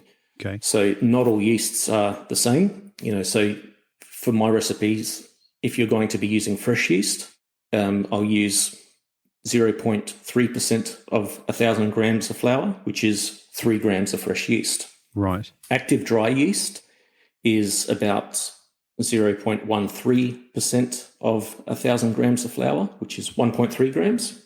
Okay. And if you're using instant yeast, I would use 0.1% of 1,000 grams of flour, which is 1 gram. Yeah, right. Okay, so you definitely need to know a little bit about the different yeasts that are available, I guess, if you're going to pull this thing off. So for the benefit of some of the listeners who might not know about the different types of yeast, what essentially is the difference between active dry yeast and instant yeast? Well, apart from the instant yeast being slightly more powerful, the active yeast needs to be activated. So you dissolve it in water. Sometimes you might try to bloom it a little bit with a little bit of flour. But usually I just dissolve it straight into the water. Okay. Where instant yeast can just be thrown directly into a dry mixture. Okay, straight with the flour. Okay. Well, that's a really great breakdown on the recipe. Let's talk a little bit about the process, because, I guess that's equally as important. Yeah, so let's say I plan on cooking pizzas at 7 p.m. on a Saturday night. Yep. That's the target point for my dough to be fully fermented and ready to use. Yep. So the process actually starts at about 6 p.m. on Friday night. So you rewind the clock and, gotcha. Yeah. So that's when I begin to prepare all the ingredients to make the biga. So like we just discussed earlier, I've got 700 grams of flour, 350 grams of water, and 3 grams of fresh yeast. Okay. So I picked up that before. So you are using fresh yeast. Where on earth do you get fresh yeast from? I can't find it anywhere. Maybe it's a Brisbane thing. I don't know. We're not quite as foodie as Adelaide. I think you might be surprised. Most supermarkets will have it, especially if they've got a deli section. Really? Oh. Yeah. So, but I do find that you do need to ask for it. So it's not. So you're saying I'm not looking hard enough? Or you're just not asking. One of the two. Yeah, one of the two. Probably a bit of both. I didn't know that, though. That's interesting. But it does look odd when you walk into somewhere and ask for 10 grams of yeast and they charge you 20 cents for it. Is that so you can pick and choose. So do you get it from Coles? Is that where you're getting it from? We've got a place here called Tony and Mark's, which is a fruit and veg type of place. And we also have Foodlands, which is your general supermarket where we get all of our groceries, and they have it as well. So okay, well, that is really great to know because, you just have to go to pretty much any channel on YouTube and, most of them are using fresh yeast. I'm a bit jealous because I haven't tried it, but I do love working with yeast. But the one thing that annoys me about fresh yeast is they're highly perishable. So you're buying it every time you want to make dough. Oh, are you? Okay, right. So if you do want to be making dough every weekend, it may actually be a benefit to switch over to either active dry or instant yeast. Sure. Because you'll always have it on hand and it'll last a few months. Okay, so there are some benefits with not being 100% absolutely. pure. Yeah, okay, yeah, right. So to begin the process, I'll get my bowl full of the 700 grams of flour, and then I'll dissolve the yeast into the water. Yep. And then I'll slowly pour the water into the flour. But don't add it all at once. I'll mix it slowly with a spoon. Yep. And once that little bit of water has been absorbed, then I'll continue to add more water to the mix and continue to stir until all of the water is absorbed in usually about 4 or 5 different pours. Right. And note that we're not actually kneading the biga. We're just simply trying to hydrate the flour. Okay. Because we don't want to be developing gluten at this stage. Don't know why. It's just Too something early. I read. Okay, it's too early. Okay. So once all the water's been added, I like to put a lid on the container and then shake it around for a few minutes. And we can scrape down the sides and the bottom of the container with a spatula and then just continue to shake it. And basically what we're trying to do is incorporate any loose flour that there might be. Just a silly question here, but what size container at this point are you using? Like if you've got your 12 sort of dough balls that you're preparing, are we talking a big, when you say container with flour, I'm thinking of my big cheese vat type food grade huge containers, and they're big. Yeah. These don't have to be big at all, because at the end of the day, it's not a large quantity that we're working with. Okay. And when you put all the flour into the container, you'll immediately know if you need to use a bigger container or not. Yeah, okay. Because all you're going to be doing is adding water to it, so it's not going to get any more than that. Yep, gotcha. Okay. So once the biga is complete, it should look like a stringy, shaggy mess. I've seen that on your profile, Adrian. Yeah, I usually... It's pretty cool. For some reason, I only get the before shots. I always forget to take the after. It looks amazing, though. It's not what you'd expect. That's going to turn into the most amazing-looking pizza at this stage, right? Yeah, absolutely. So I'll cover the container in cling wrap and poke a few small holes in it. And some people say to use an airtight container, but personally, I don't like to trap the carbon dioxide inside the container, which is caused by fermentation. Makes sense. So like a little escape valve more than anything. Yeah, sure. And then I put the biga to sleep for about 16 to 18 hours at 18 degrees Celsius. And I've emptied out the bottom shelf of my wine fridge. Now you're talking. Yeah. So I can put the biga in a container and know that there's a constant temperature of 18 degrees all year round. Yeah, gotcha. So what can we do if we don't have a wine fridge to keep it at this lovely constant temperature? Well, before I got a wine fridge, I just used a drinks cooler or an esky. Hang on. Chili bin. A chili bin. Is that what they're called? That's what we call them. No. Right, okay. No, hang on. So for the listeners who don't know, I'm a Kiwi, Adrian's an Aussie. We have this interesting dialect difference between the two countries. And in New Zealand, we call an esky like a cooler box. We call it a chili bin, which is pretty self-descriptive, right? It's a bin that's chili. But over here in Australia, they call it an esky. So, yeah, this whole trans-Tasman thing is a source of great amusement for my Aussie work colleagues over here. But, okay, so if you didn't know, if you're not in Australia or New Zealand, an esky, it's a box that's called chili bin. Anyway, sorry. I digress. All right, so I'd get my chili bin. Yeah, good man. And then I'll get a frozen bottle of water and stick it in there. Yeah. And then I just got a little thermostat and actually measured what the temperature was inside. Right. Okay. So it took me quite a while to, trialing different bottle sizes and quantities of water inside of those bottles to try to get to a temperature which I was sort of aiming for. Yeah. But once you've got that water bottle, you've got it. Every time you're done, put it back in the freezer. Yeah, right. Okay. So it was a bit of trial and error. But apart from that, if you don't have one of those, then the only other stable temperature in the house that I can think of is your oven. Yeah, good idea. Electric oven, not the wood oven. Now, obviously, that's with the pilot light turned off. Yeah. And I think that'll probably give you a temperature of, 13 to 18 degrees. Sure. But that's just a guess. Yeah. That's a good idea, though. Yeah, so after lunch on Saturday, the biga should be ready to use. So when it's fermented correctly, the biga should actually smell sweet and a little bit like yogurt. Yum. Yeah, so, and if you put your ear to it, you can actually hear it quietly crackle. Is it talking to you? Yeah, pretty much. That's cool. That's great. Eat me. Do it now. So if you do get the smell of acid, it means that you've left it too long, but it is still good to use. Sure. But next time you try it, either use a little bit less yeast or don't leave it as long to ferment. Right. It's always going to be a little bit of trial and error. Yep. So from there, I'll scrape the biga out of the container, and using some scissors, I'll cut it into small pieces. Once it's fermented, it actually grows into one large mass. And to try to hydrate that all together in one hit is actually quite difficult. And that's why I cut it into smaller pieces. Right. Like smaller pieces are going to hydrate faster than one larger, makes sense. larger mass. So I place the biga pieces into the mixer.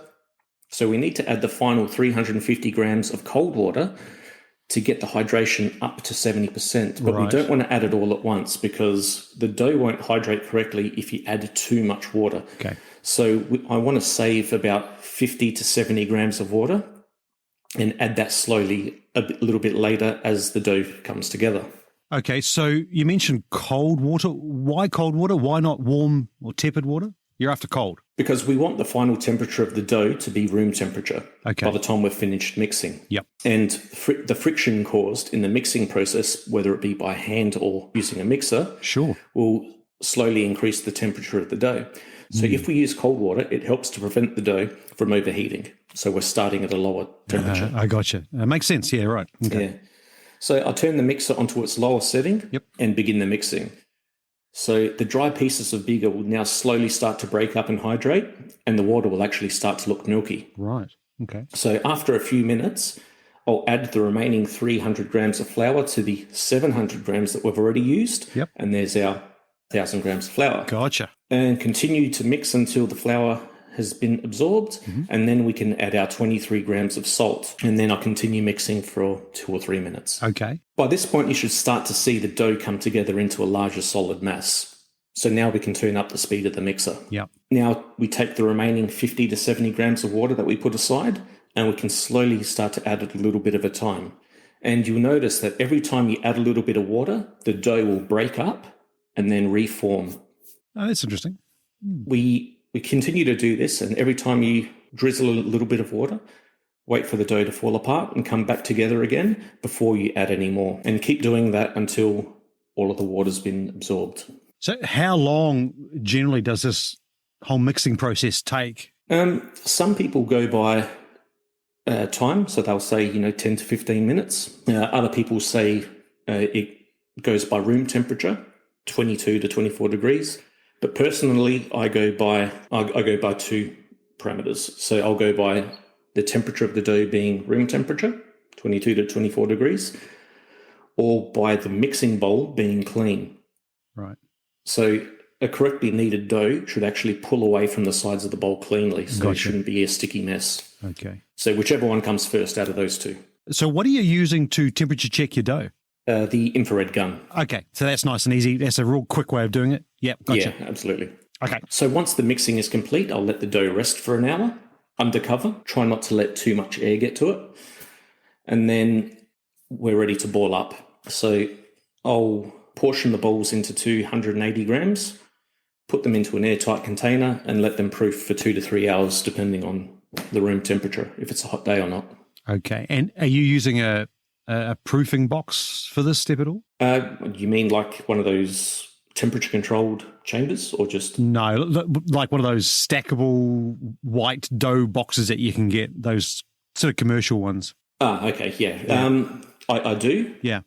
I've actually got 2 of those commercial trays where I can fit about 15 dough balls. Oh, right. And they've got the a lid to go with it. Yep.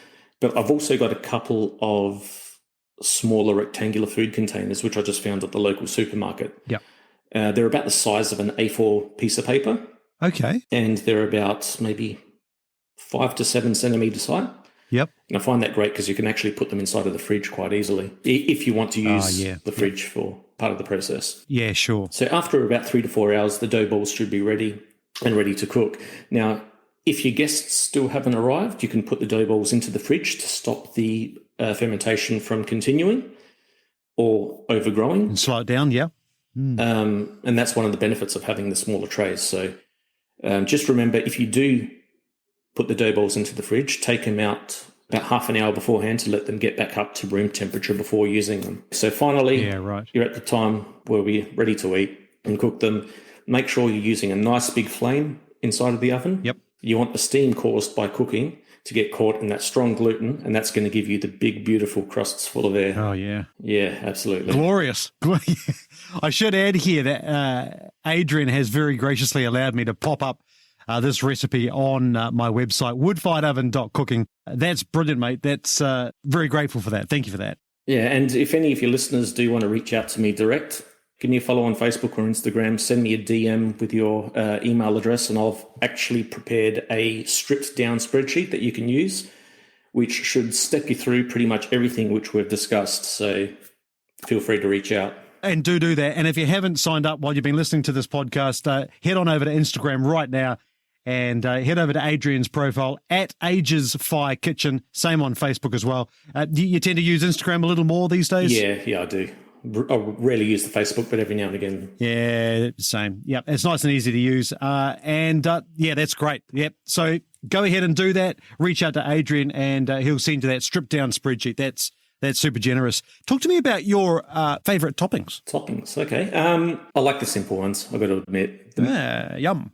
Same. Agree. Marinara is probably my favourite at the moment. Nice. So, the sauce, oregano, and enough garlic to kill the vampires. Yeah. That's such a great topping mix. It's great. Yeah. And then, obviously, the margarita as well with your fior di latte and basil. Beautiful flavours. And that's classic, right? That is... Honestly, well, I've gone through phases actually, putting far too much on my pizza. The margarita, that's where it's at for me at the moment, particularly if you can get some really nice tomatoes, tomato sauce. It's for the base. Beautiful, really beautiful. Do you grow your own basil?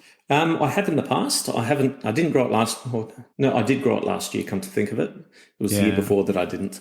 But right. I've actually toyed around with growing some Marzano tomatoes as well. So I managed to get my hands on a couple of seeds. And I've had mixed success. Same. So some years they've been good and some years they've been pretty average. But I've managed to keep the seeds going. So we'll see how this year's go. Oh, it's well getting done. Close to planting time.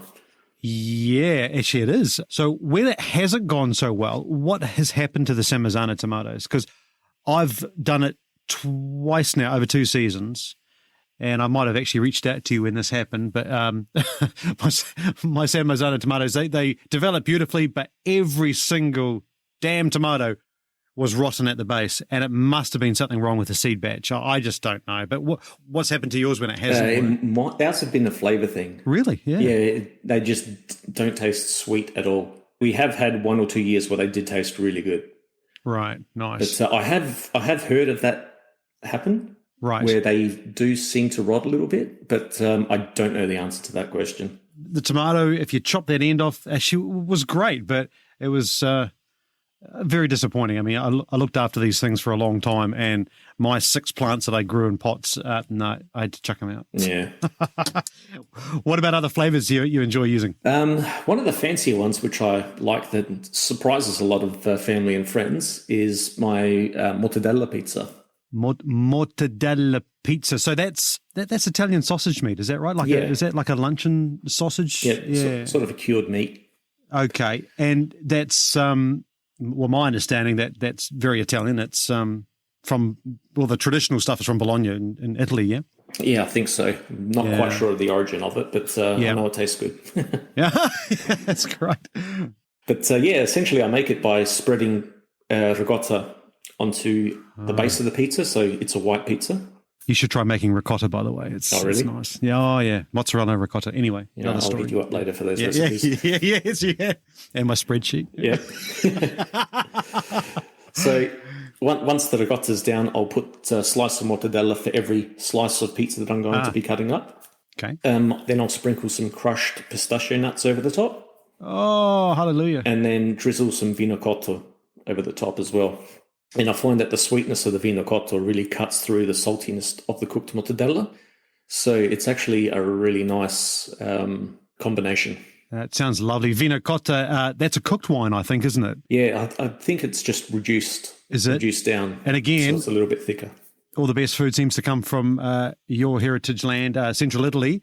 It's I haven't actually had it, but I understand it's a strong ruby-coloured wine, not too sweet. And I think the Italians enjoy it with their cheeses, bless them, and their desserts and things. Have you had it on its own? I mean, do you drink it? Never. The only time I've ever used it. I got the idea from my brother, who said that he tried cooked mortadella with thickened balsamic vinegar.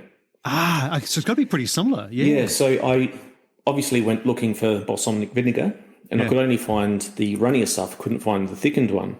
Right. And I thought, okay, I picked up the bottle of Vinagotto and it looked thicker, and I thought, all right, I'll give this a go. And it just worked. So, that is great. That's genius. So presumably you've got a photo of that on your Instagram profile somewhere, have you? Yeah, there'll be a few of them. Yeah, I have to go hunt those out. Oh, my gosh.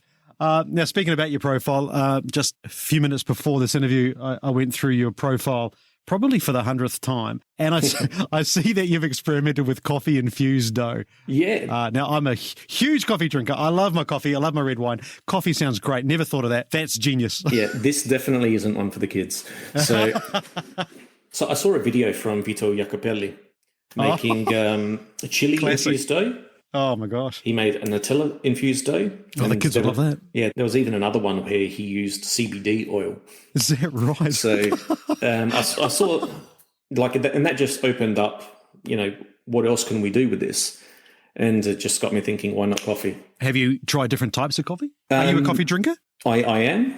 Yeah. And no, I haven't used different types of coffee. But the first time I made it, I just used the coffee itself, and I found that the flavour of coffee, you could tell it was there, but it didn't really cut through.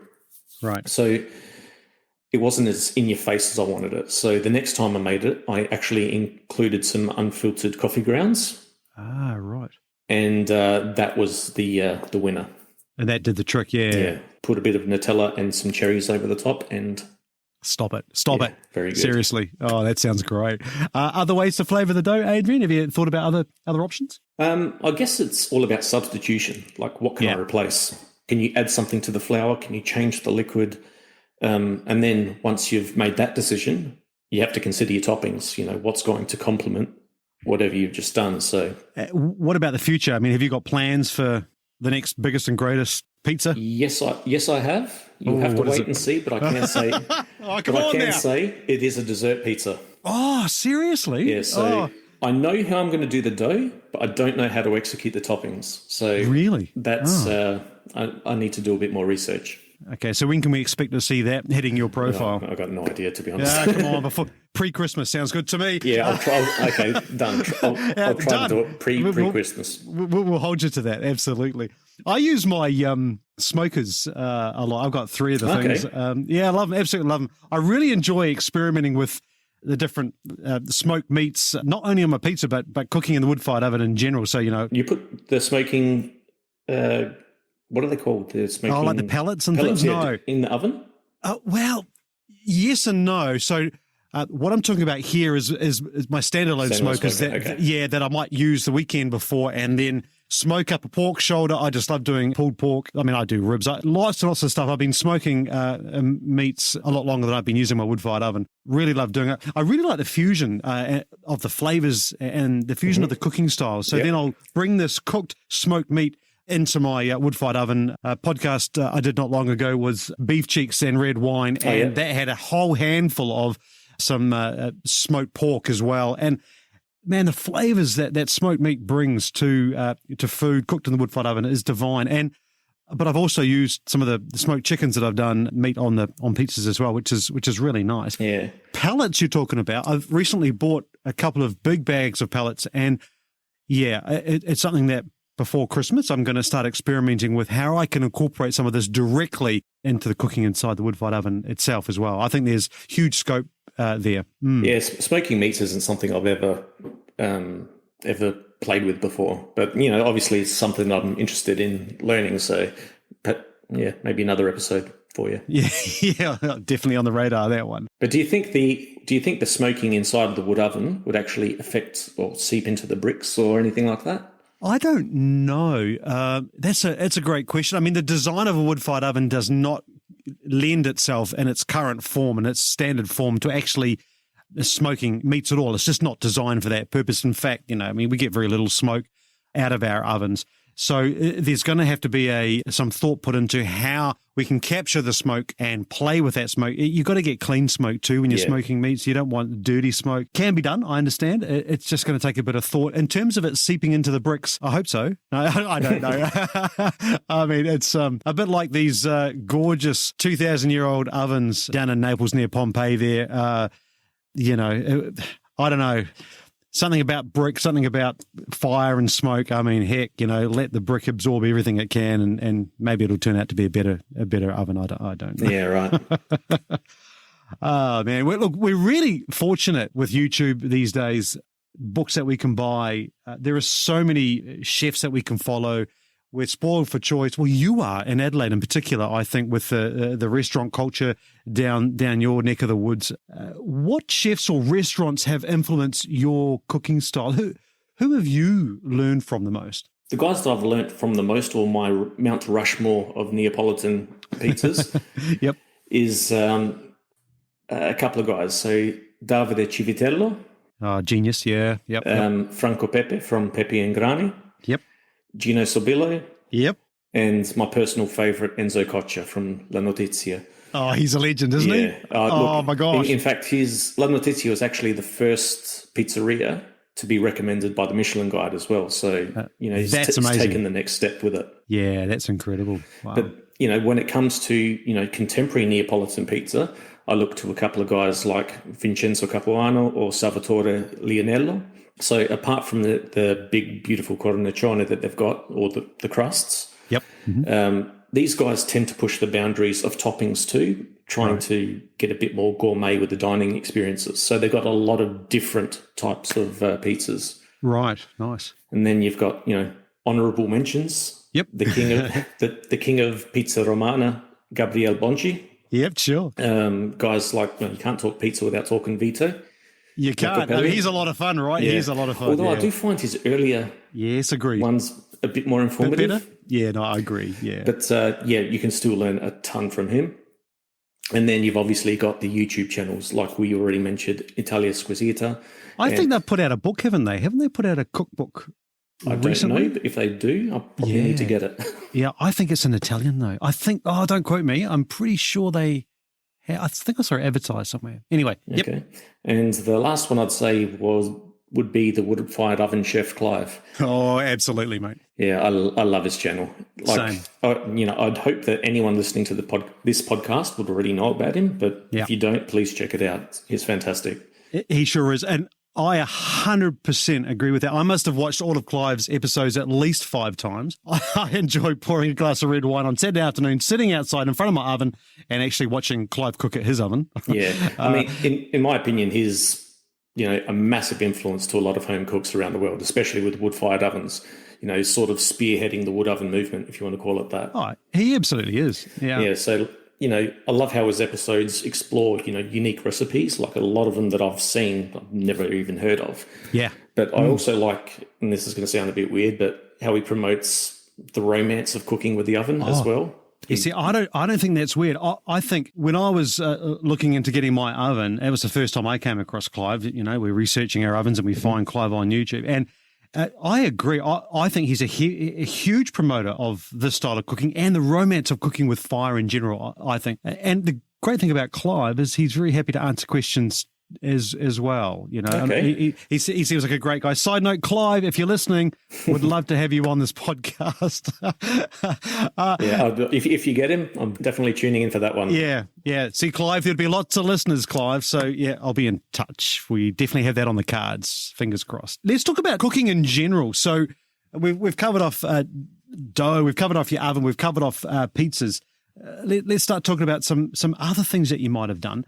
Have you experimented much with cazuelas in your wood-fired oven? I mean, I have. I love to cook with them. You've got some pictures up on Instagram of some of the beautiful dishes you've done. Tell me a little bit about that. Yeah, so I don't actually cook a lot of other things. It's something I need to get better at. Like pizza's my main focus. But yes, I do have a cazuela dish. And the times I've used it, I've usually cooked goat. Your Italian is actually pretty good. Yeah, thank you. It's been wearing off over the past few years. But lamb shoulders, like a nice low and slow the next day. Oh, gorgeous. And I even stole Clive's steamed mussels recipe a couple of times. So that was really good as well. I'm sure he won't mind. I've stolen so many of Clive's recipes too. I suppose goat is pretty easy for you to source in Adelaide. I actually tried to get some goat last weekend for another podcast episode I'm working on, and the only thing the butcher could offer me was a lamb shoulder already chopped up into little bits, and I was terribly disappointed. Is it fairly easy for you to get nice goat pieces down your way? Yes. Okay. One of my close friends owns a butcher shop. Oh, you're joking. So you've got an olive grove mate and you've got a butcher mate. Oh. Yeah, I'm pretty lucky, I've got to admit. Yeah, come on, you're pretty spoiled. That's pretty good. Why should podcast listeners, why should they consider using a Kiswada, do you think?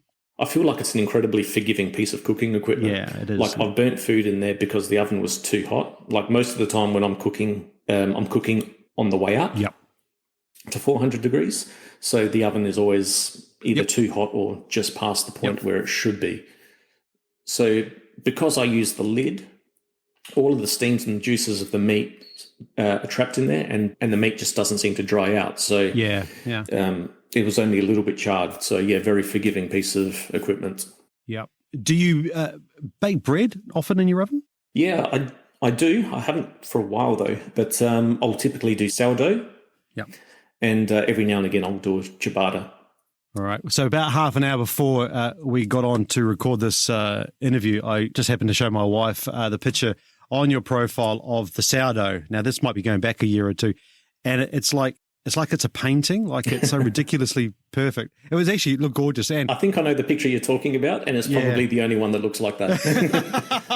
It's amazing. Wow. We love sourdough, but we just haven't mastered it yet. I mean, it's a lot of work. Like, it is. Yeah, you know, I've toyed with sourdough. I've killed probably about 5 different starters. Right. Yeah.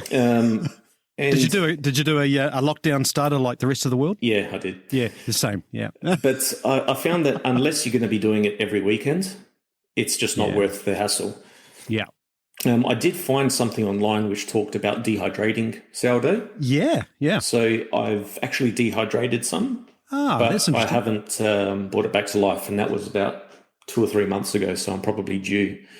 Just out of interest, what was the process of dehydrating it? Is this where you bread it very thinly and then it's like flaky? Is that what you've done? Yep, absolutely. So just on a sheet tray, a bit of parchment paper, and then, like you said, spread it down nice and thin, and then stuck it in the oven with the pilot light on for a day or two. Is that right? And then because I think with the pilot light on, the oven gets to about 25 degrees. Yeah, right. Okay. So it's pretty easy to do? Yeah, it is. It's just a matter of being patient. Yeah. That's surely got to be easier than feeding the thing every day. Yeah. Like I said, I haven't brought it back to life yet. So you might have killed it. Yeah. We'll see how that turns out. Does the Zesti lend itself to a particular type of bread? Yeah. Well, not necessarily type, but can you do breads in there? Absolutely. Like the benefit of cooking bread in a wood oven is, for me, has got nothing to do with like flavors or anything like that. It's a quantity thing. You know, you can probably do like 4, 5, 6 loaves in a wood oven, but if you're baking bread in a Dutch oven, you're going to be doing one at a time. Yeah, yeah. Like personally, if I'm cooking bread in the wood oven, I'll remove all the flame and embers, or I'll just use the residual heat from the oven the next day. Yeah, similar process for me. I wrap a towel around a pizza peel and a wet towel and mop out the bottom of the floor as well to get rid of all the ash and make it nice and clean. Yeah. What about a favorite cooking tool? Not really a cooking tool, more of a dough preparation tool. It's a madia. Oh, you lucky guy. They look gorgeous. Yes, yeah, they do. Wow. And for those of you who don't know what a madia is, it's a rectangular wooden box and the sides are sort of inclined towards the base. And traditionally, it's used to hand knead dough, and you can also let the dough rise in it as well. Ah, right. Okay. Yes. So back in the day, madias were actually quite large, and you usually have like 3, 4, 5 people around it kneading the dough in mass quantities to make bread for the village. So yeah, that's great. Why is it your favourite tool? Well, my dad loves woodwork, and he understands that I've got an unhealthy fascination with dough. So he decided to make me one as a gift So you've got a woodworker, you've got a butcher, and you've got an olive grow guy. Yeah, you are spoiled, Adrian. I'm lucky, but yeah. So essentially, there's a sentimental attachment to it. So that is really neat. That's pretty great. Cool. Next cooking tool for purchase. What do you think? I don't feel like I need anything at this stage, but at some point, I'd probably like to get an andiron. Good idea. Yeah, I don't think I've got any issues with airflow or ash. Yep. But I do feel that it will probably improve the quality of flame in the oven when I'm cooking. And the only thing that's really stopped me from getting one so far is most of the andirons I found online all seem to be quite large. Mm-hmm. So I need to find a smaller one that doesn't take up too much real estate on the oven floor. I'm a huge fan of my andiron. I think it improves the flame a lot, I think. And I think ultimately the flexibility of the wood-fired oven in general, really. I've recently dropped a podcast episode on using my andiron in my wood-fired oven. Mm-hmm. And it's, you don't need one. Like, it's not a compulsory tool, is it, for successful cooking in a wood-fired oven? No, not at all. But from a nuanced perspective, I think there are some subtle benefits, and it is... if you can find one small enough, you might enjoy playing with that. If anyone out there knows where to find a smaller one, hit me up. Yeah. Favorite all-time recipe you have cooked in your wood-fired oven, Adrian? I think it's clear, pizza. Yeah, pizza. Why? Why do you think you've gravitated? Maybe it's your heritage. Why do you think you've gravitated to this ultimately? Why is it your favorite? Hopefully it's clear. So far we've been talking over an hour about pizza. How can 4 ingredients be so complex? It's amazing, isn't it? Yeah. Yeah. So you never really know how it's going to turn out until you take the first dough ball out of the dough box. Sure. And at the end of the day, even bad pizza is good pizza. So yeah, that's true. Except if the toppings you put on are too wet, disintegrates on the wood-fired oven floor, and then it's hard to get the thing out. It can be a disaster. Don't ask me how I know that. No, it's all right. I know how you know. I've been there. Yeah, that's right. Yeah. Like, to be honest, if you're getting a lot of holes in your pizza, it's most likely a stretching technique. Right. So, if you find that your pizza base is paper thin before you add the topping, you're most likely going to end up with the calzone. So, oh, yum. Okay, yeah, gotcha. Family traditions to continue, Adrian? I hope so. But not just family. Like, whenever friends come over with their kids, I like to get them involved, cool. For a couple of reasons. The educational aspect. You can teach them how to stretch, how to do the toppings, or, if they're a little bit older, how to cook the pizzas. Yep. A picky eater might even be more inclined to eat something that they've made. And, it's a fun experience for them as well. Yeah, I'd agree with you there. We had some friends around not long ago for one of my pizza nights. Pizza was great, but, not Adrian great. But they brought their young kids along, 5 or 6-year-olds, and they just love putting the pizzas together. And kids can be picky. Did you get smiley face pizzas? No, we didn't. No, I don't think we did actually. We got a lot of stuff on the pizzas, and thus a couple of them never really came out of the wood-fired oven. Yeah, my nieces will do the eyes with the olives, cheese for the nose, and then the mouth with pepperoni or something along those lines. So. And does she eat the olives though? Yeah, they do. Really? Oh, that's amazing. Okay. Oh my gosh. Now, you obviously love your red wine too. Yep. What's your favourite and why? We're spoilt for choice over here. There's so many good celladors. Like, one of the wines that I buy every year without fail is Oliver's Taranga in McLaren Vale. They've got a HJ Reserve Shiraz, which is incredible every year. So okay, that's probably my favourite at the moment. What about yourself? Yeah, well, look, I love the Barossa Valley. I've been drinking red wines out of the Barossa Valley for about 20 years, but I'm just showing Adrian on the little video thing we got going on here. Little secret here. We actually were discussing wine prior to the interview, and he mentioned this Oliver's Taranga Vineyards, and I have never had it before. So I thought I would open this bottle now, take a sip, and hold you to that and see what it's actually like. So this isn't actually from the Barossa, is it? It's from McLaren Vale. Yeah. So tell me a little bit about McLaren Vale and Barossa. I mean, you can probably drive to the Barossa Valley, your lucky thing, in about an hour from your place, can you? Yeah, and since they finished doing the roadworks, I can get from home to the Barossa probably in about 45 minutes without a single traffic light. Seriously? Yeah, it's fantastic. See, the problem is for me, I would live there. So I'm just taking a smell of that now. I see that's just so gorgeous. I mean, I love red wine is just it for me. This is probably for me more one of the more expensive bottles of wine I would have bought for a while. But okay, just stand by, listeners. Hang on a minute. Just taste this thing. Oh, holy moly. Oh, that's gorgeous, right? Mm-hmm. That is, it's smooth, but it's deep and it's rich. Okay, hold on. Sorry. I'm not going to edit this out either, by the way. Oh, it's dusty too. Like I love my big reds. Yeah, it's definitely one of my favorites at the moment. Oh, yeah, that's just, yeah. Well, thank you for the recommendation. That is just great. Oh, geez, I just love it. McLaren Vale, is that, so from Adelaide, describe where McLaren. So it's heading south. Okay, so that's heading south, yeah. So a lot of the locals, when I travel into Adelaide, a lot of the locals rave about McLaren Vale, and they even say, oh, the wines from McLaren, they're better than the Barossa. Have you got a thought on that? A bit different. Like Barossa, you've got your big, bold reds.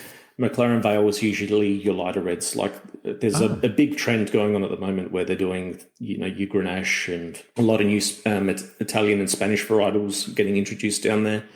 Oh, right. So, as far as Shirazes go from McLaren Vale, I think that's one of the best. That's one of the better ones, yeah. And with your wine fridge, you can probably get a fair few bottles of those in your fridge. Yeah, absolutely.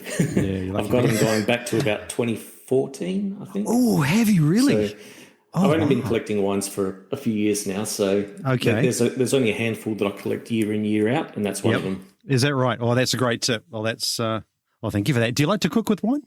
Not really, but I'll usually have a little bit of like white wine if I make a pasta sauce. Is that a taste thing? You don't like it, or you just haven't experimented with it? Just haven't experimented, more than anything.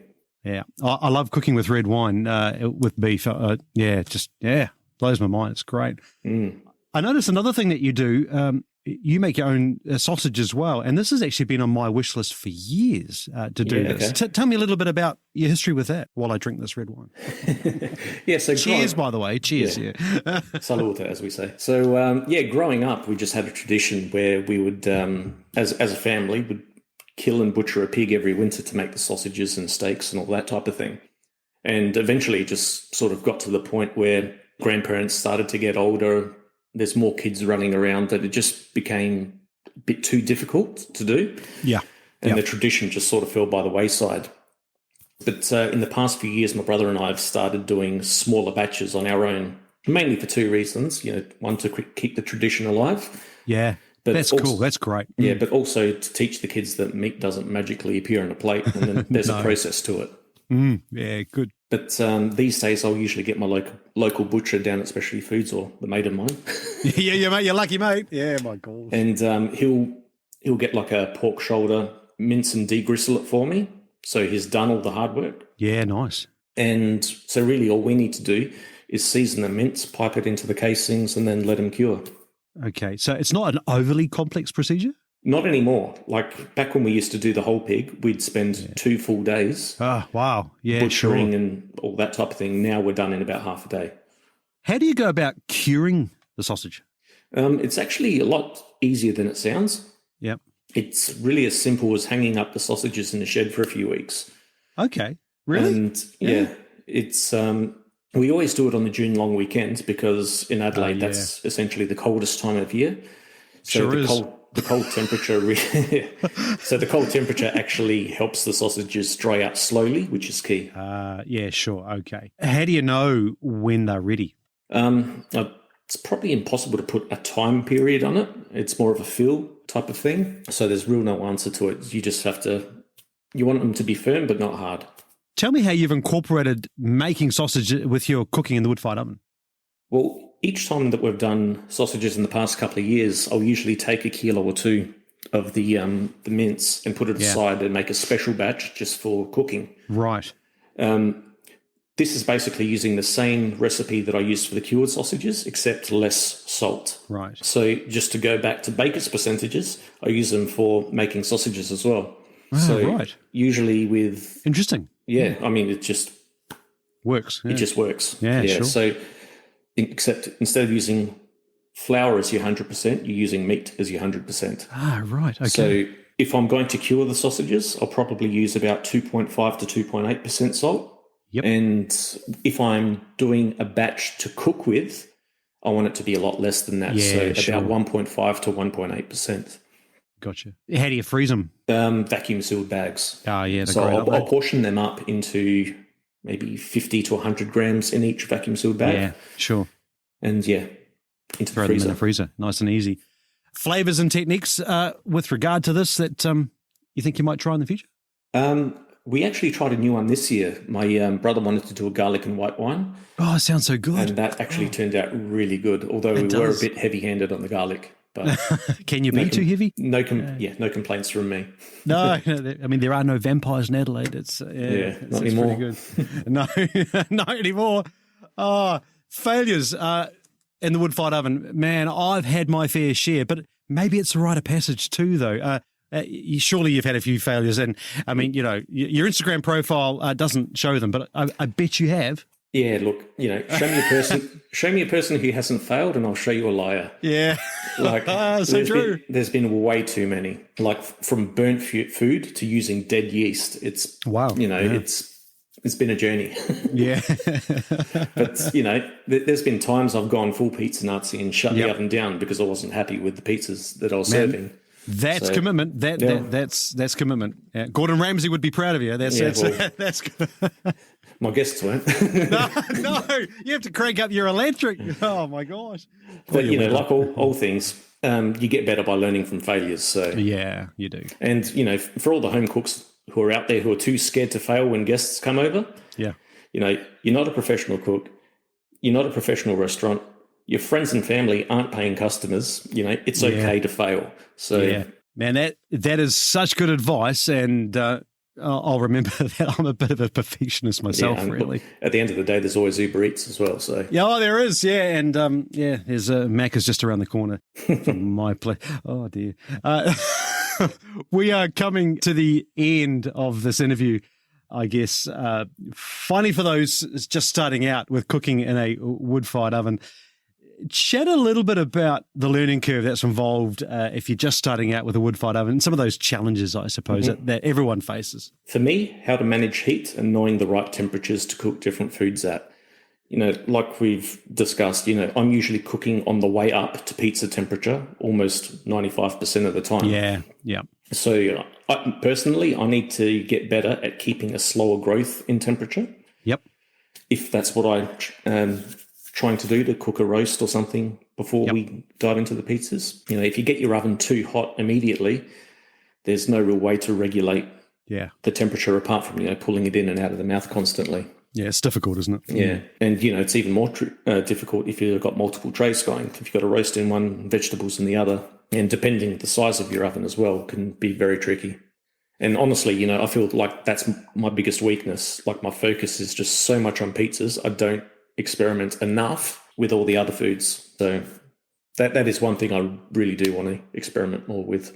I think one of the greatest benefits of using a wood-fired oven, for me anyway, is its versatility, I think. I mean, you've become an expert really, let's be honest, with cooking pizza in your wood-fired oven and would like to experiment with other dishes more. I've experimented a lot with other dishes in my wood-fired oven, but haven't really focused in and zeroed in enough on pizza, which I think goes to show you can cook so many different types of foods in the wood-fired oven. It just lends itself so well to experimenting with all sorts of different cooking styles, I think. Mm-hmm. Yeah, totally agree. There's no doubt that learning to cook successfully with fire takes time, it takes patience and failure along the way. Adrian, mate, it's been great to hear about your personal journey with your wood-fired oven, your passion with cooking with fire. I've just learned a great deal from you listening, and I'm sure the listeners have learned a lot as well. No, thank you very much for the opportunity. It's been fantastic and nice to put a face to the name. Oh, yeah, look, it's been great. Look, I'm going to do a future podcast episode where I make some pizza from your recipe and your process, and I'm looking forward to doing that already. Thanks so much for being so generous with your time for this interview. Yeah, no problem at all. And on behalf of those listening to the Wood-Fired Oven podcast, thank you very much for joining me today. Just a reminder, as we wrap up this interview, please make sure that the very next thing you do right now is head over to Instagram, if you haven't already, and follow Adrian at Ages Fire Kitchen. And you can also check him out on his Facebook page as well. Don't forget to drop Adrian a DM, a message, and send him your email address. Adrian is very happy to send you his stripped-down spreadsheet that will help you digest everything we've just discussed over the last couple of hours or so. That's really generous, Adrian, and thank you very much for providing that to the listeners of the show. No worries. Thanks again for having me. And once again, congratulations on the podcast. I've been a enthusiastic listener.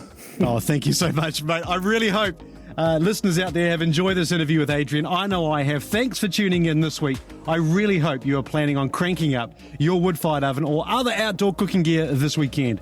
Stay safe, have fun, and go cook with fire. If you've enjoyed this episode, please make sure you follow the Wood Fired Oven podcast in Apple Podcasts, Spotify, or your favorite podcasting app. Please consider posting a review on Apple Podcasts, as this really helps the show. Don't forget to check out woodfiredoven.cooking for more tips, tricks, and advice on cooking with fire. You can also see full episode notes and links. You can also post a question which I may feature on the show. I'm also on Instagram, Twitter, and Facebook, so head over to your favorite social platform and get in touch. Thanks again for listening. Catch you next time.